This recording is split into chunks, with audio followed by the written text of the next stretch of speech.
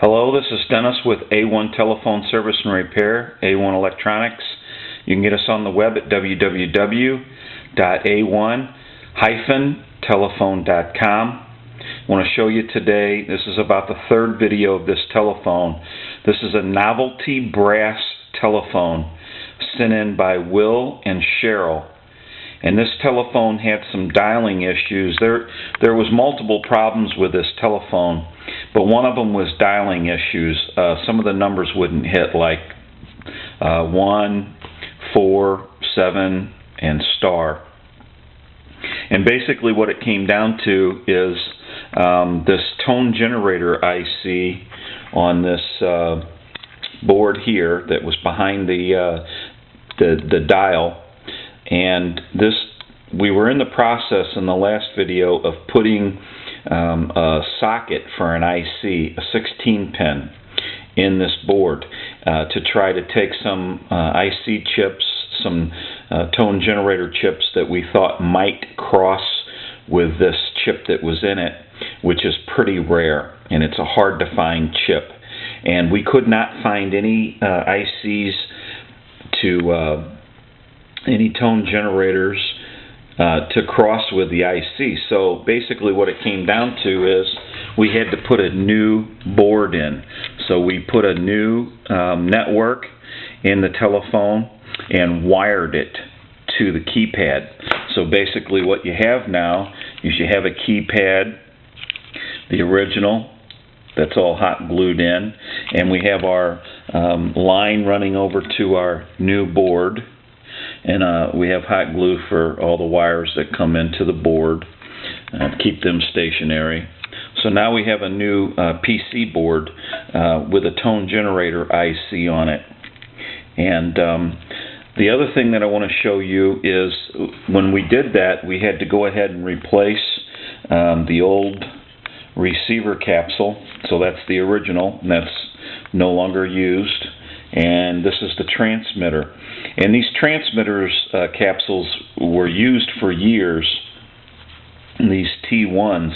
Well, what happens over time with them is if you let them sit, like say you pick up the phone, dial a number, and just listen to the dead space, a lot of times the graphite crystals in these, if it shook around a little bit, you could hear them rattle in there, because basically what that is a diaphragm with some graphite crystals in there, and they beat on it like a drum when you talk. But they get noisy after time, and if you shake them a little bit, you can actually hear that in the receiver, and it sounds like static. So although that these were really good transmitters, for the change that we made to this telephone, we had to change this to a microphone element. So that's no longer used. These two parts are no longer used. And we'll show you a little bit about what's going on here. This is the transmitter and the handset. And I'll show you. See, that's a microphone now. And then let's go over here to the handset, receive side, and get a look at this. This is a newer style receiver capsule. So basically we're well on our way to a finished product here, and it's a little difficult to show you putting all the board back into the telephone, just for the simple fact that there's a lot to be done. We have to remount the board and put in the dial pad. Also, this is our new cord that has our eye on it to secure the cord. It also runs over the line cord. So here's your eye to secure the cord so it won't pull out from the telephone. There's your eye. And that will secure to the bracket for the hook switch. Also, we have a modular port here so that we can change line cords if we ever have to. The customers requested 12 to 15 foot of wire. This is more like maybe 20 foot or more. So they should be happy with that. That should get them enough foot.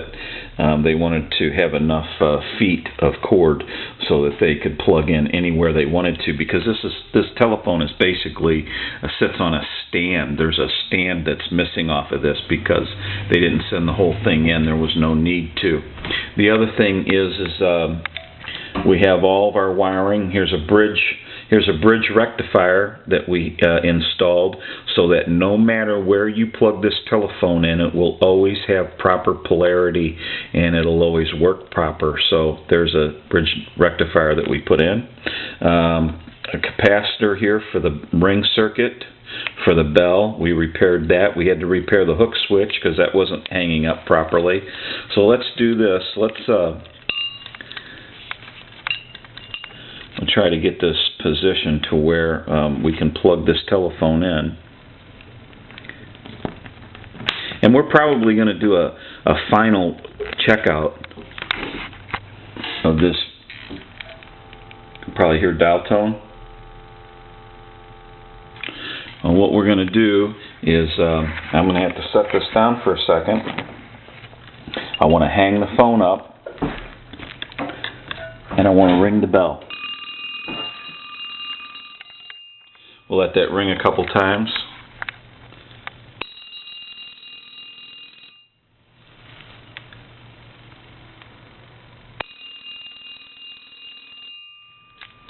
So basically now what it comes down to is the receiver capsule was replaced, the transmitter capsule was replaced because of the newer style board, because this is the old stuff that goes with this old board. This transformer here basically ran the old transmitter and receive capsule, this transformer here, and in this capacitor and resistor. So this is the audio board, basically, I guess you could call it.